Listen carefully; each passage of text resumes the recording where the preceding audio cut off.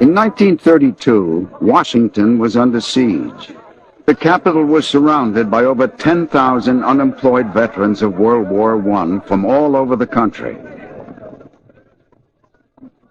Their only assets were the bonus certificates they'd been given after the war, which promised a cash bonus sometime in the future. They needed it now. At the end of May 1932, nearly 10,000 bonus marchers occupied the nation's capital, and tens of thousands more were on their way.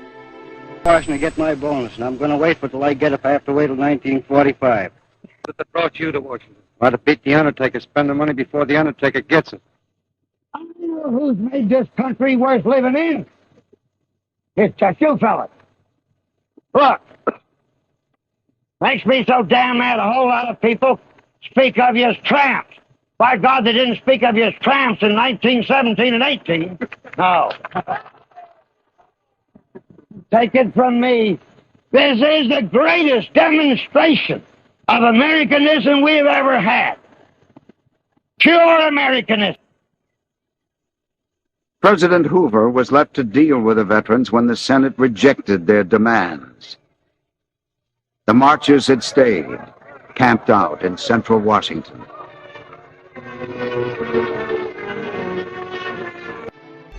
On July 16th, the last day Congress was in session, Washington was on edge. Thousands of angry veterans surrounded the Capitol. Near midnight, the 72nd Congress adjourned. Congressmen left through back doors and underground tunnels to avoid confrontations. The situation had come to a head. The president ordered the evacuation of the veterans from downtown Washington.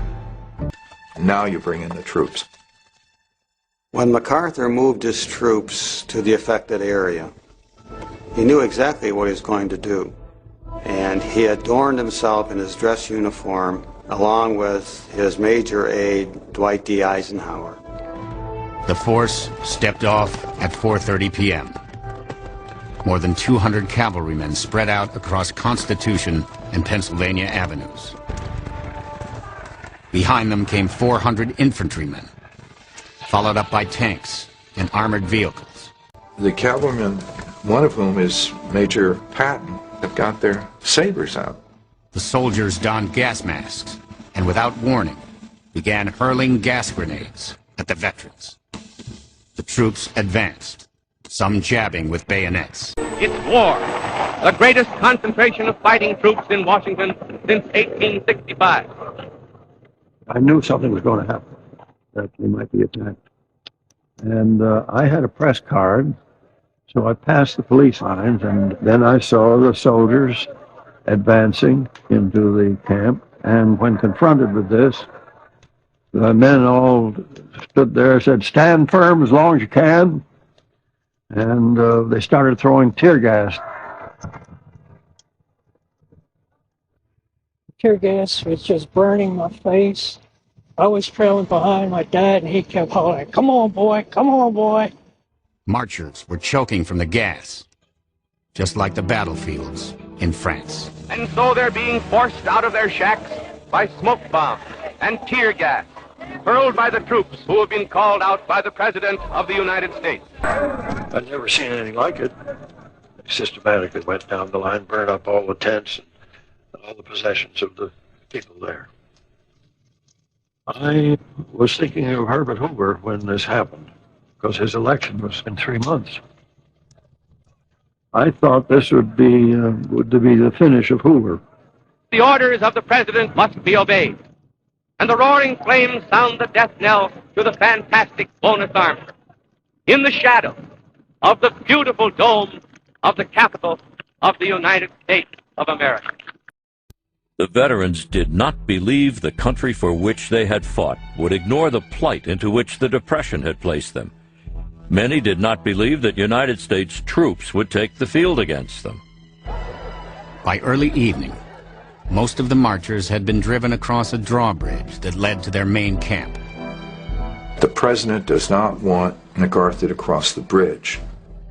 And MacArthur disregards the order. Eisenhower later says that he saw this happen.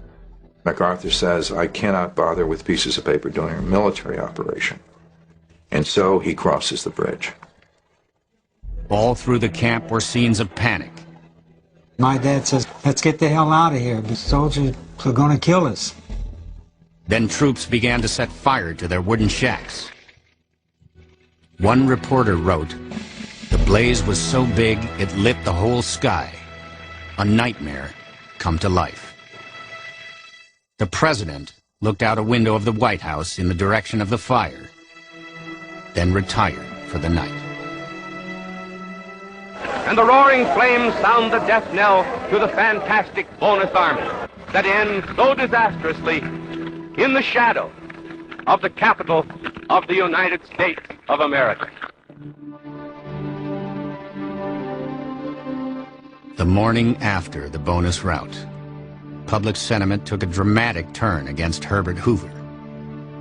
If the expulsion needed a human face, it came in the person of Joe Angelo, whose story was published across the nation. Joe Angelo gets the Distinguished Service Cross for saving Patton's life on the battlefield. The next morning, Angelo comes to the burned-out field to see Patton. And Patton says, take this man away, I don't want to see this man. The BEF was broken up. The men returned to some city or other, there to roam the streets, hopelessly seeking work or to shuffle in bread lines. There they remain, crying examples not of the need for the bonus, but of the need for a new American system.